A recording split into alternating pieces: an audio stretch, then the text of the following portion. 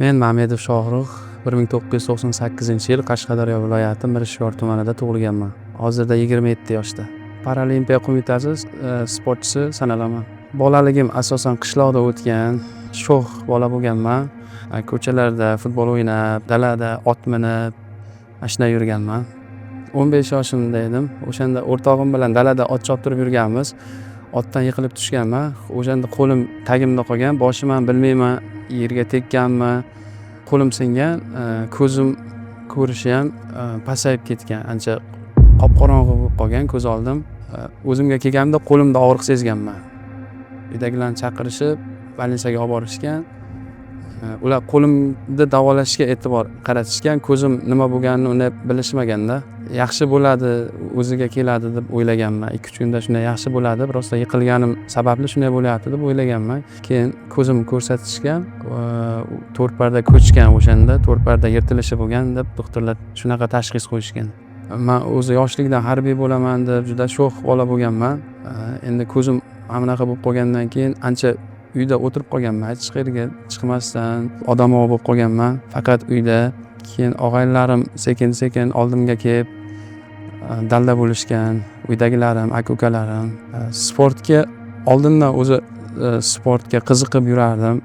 Qishlog'imizda kurashchi bolalar bilan Navro'z sayrlarida milliy kurash bilan kurashib yurardim. Tog'amning o'g'li paralimpiya, parasport borligini aytib, paradizdo sport turi bilan shug'ullanasanmi deb qiziqtirib qolgan va zalga olib borgan. O'shanda paradizdoni qishlog'imizda o'sha zalda boshlaganmiz.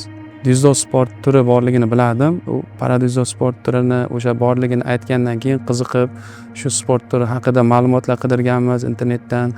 Oldingi bo'lgan paralimpiya o'yinlarini kuzatganmiz. Keyin shu sportga ancha qiziqish ortgan. Asosan mashg'ulotlarni o'sha qishlog'imizdagi zalda boshlaganmiz. Keyin paradizdo sport turidan viloyat musobaqalarini surishtirganmiz, qachon bo'lishini, o'shalarga borib qatnashganmiz. Birdaniga chempion bo'lib ketmaganmiz, medallar olganmiz, natijalar ko'p.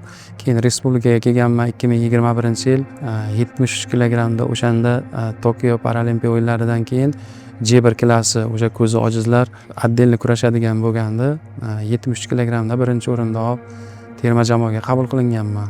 Paradizdo sport turi bilan shug'ullanishni xayol qilganimdan, o'sha boshlaganimdanoq paralimpiya o'yinlarida ishtirok etish, paralimpiya o'yinlarini yutish, o'sha meni orzuyim va maqsadim bo'lgan. Har doim paralimpiya chempioni bo'lishni xayol qilib uxlaganimda uyg'ongan paytim ham o'sha ertalabdan paralimpiya chempioni bo'laman deb niyat qilib qo'yganman. Parij 2024 paralimpiya o'yinlarida qatnashganman. Bronzaga yutqazib qo'yganman. O'shanda bronzaga yutqazsam ham men hali yana kurashaman, baribir paralimpiya o'yinlarini yutaman deb o'sha yerda o'zimga va'da berganman. Onamni, yaqinlarimni ishonchi, sen uddalaysan degan gaplari, xudo xolasa sen chempion bo'lasan deb turadilar onam har doim. Otam 2007-yil vafot etganlar. Men o'shanda 9 yoshimda bo'lganman. Otam esimda, otam bilan ko'p suhbatlashardik. Oldida olib yurardi meni. Shunda aytardi, otamning o'sha gaplari esimdan chiqmaydi. Erkak kishi yolg'on gapirmaydi. Erkak kishi bitta gapiradi, lafzli bo'ladi deb mana shu gapni ko'p ta'kidlaganlar. Sportchi faqat mashg'ulot emas, sportchi o'sha bir narsani maqsad qilgandan keyin, o'sha oltin medal olaman deb niyat qilgandan keyin juda ko'p narsalardan kechadi.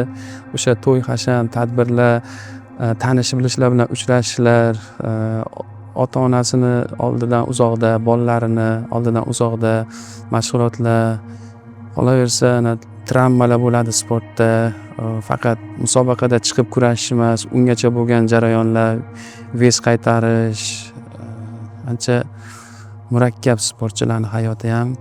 Yoshlarga taslim bo'lmaslik, orqaga qaytmaslikni aytardim. Faqat oldinga, faqat olg'a. O'sha bir narsani maqsad qildimi, o'sha maqsadi bilan borishini tavsiya qilgan bo'lardim. Chunki u yutqazmagan sportchi yutqazdimi, qachondir yutadi. O'sha to'xtamasa, harakat qilsa, sabr qilsa, o'ziga ishonsa, baribir yutadi. Ustozlarim o'ta ishonch bergan. Men yutqazgan paytim ham sen yutasan. Bugun yutqazsang ham ertaga yutasan. Faqat ana shu narsani esingdan chiqarma, yutishingga o'zing ishon. O'zingni yenga olmayapsan, o'zingni ruhiyatingni to'g'rilasang, sen yutasan. Bulardan Sen yaxshisan. Bular sanchalik shug'ullanmagan. Seni biza shug'ullantirdik. Mana sog'lom bolalar bilan bir xil sistemada, bir xil tayyorgarlik ko'rdik. Sen bularni yutishing kerak degan. O'sha asosan ishonch. Qozog'iston Respublikasi Astana shahrida bo'lgan o'sha Grand Prix turnirida azaliy raqibim desam ham bo'ladi. Braziliyalik Silva degan sportchini finalda yutdim. Men bu sportchiga bundan oldingi musobaqa yutqazgan edim. Mana o'shanda Adham aka ustozim aytgandilar. Shohrux, meni Shoh deb chaqirarlar. Shoh, sen buni yutasan. Men senga ishonaman. Sen buni yutishing aniq. Bu musobaqa yutqazing, nimalardir o'zingni yaxshi nastroy qila olmading. Ana sportchida faqat jismoniy holat emas, ruhan ham tayyor bo'lish kerak. Hayotda o'zi chegara yo'q. Masalan, mana insonni xotirasi, miyasi cheksiz-ku. Mana cheksiz. Qancha narsani yod olaman desangiz, qancha narsani bilaman desangiz, masalan, bitta kitobni o'qisangiz, o'qiraverasiz. U to'lib qolmaydi. Inson faqat maqsad qo'ysa, o'ziga ishonsa, o'sha chegaralar yo'q. Faqat xayolda o'ziga chegara qo'yib olsa, men ana shu yergacha boraman, qolganiga o'ta olmayman desa, o'sha u chegara. Lekin o'ziga ishonib, hech qanday chegara yo'q men uchun, men Paralimpiya o'yinlarini yutaman desa, u yutadi. Chunki o'ziga ishonyapti, u to'xtab qolmasa bo'ladi. Men uchun hayotda chegara yo'q.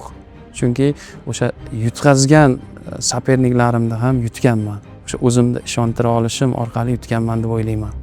O'sha ustozlarim sen qo'lingdan keladi, sen yutasan degan narsani men ishonganman o'shanga.